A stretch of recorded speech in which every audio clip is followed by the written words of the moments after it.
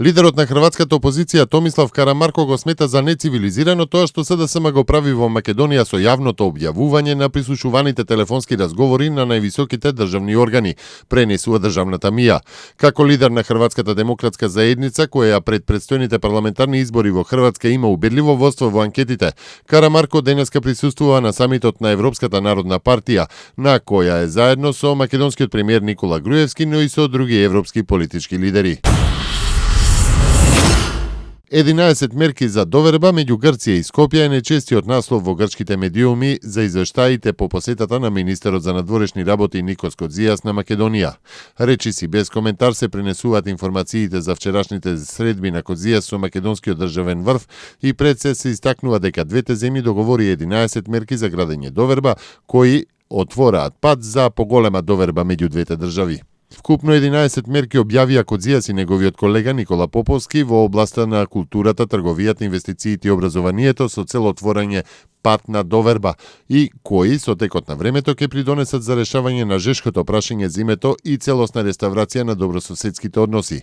Но можеби поважно од самите мерки беше самата посета на Кодзијас на Скопје и средбите со целиот политички врв од премиерот Груевски и председателот Иванов до Али Ахмети и Мендух Тачи, кои поминаа во многу позитивна атмосфера, со оглед на тоа што Петрос Моливијатис беше последниот министер за надворешни работи што ја посети Македонија пред 11 години, пишува грчкиот весник Катемерини. Просечната оценка на постигнувањата на учениците од екстерното тестирање е 3,26.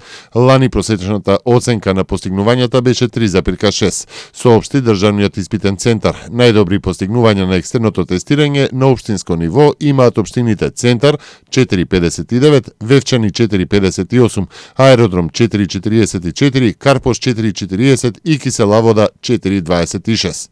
Учениците ќе можат да ги погледнат оценките кои ги добиле почнувајќи од утре 26 јуни, а заклучно со 30 јуни ќе можат да поднесат приговори до училишната комисија. При поднесувањето на приговорот ученикот има право на увид во тестот, се вели во соопштението од испитниот центар.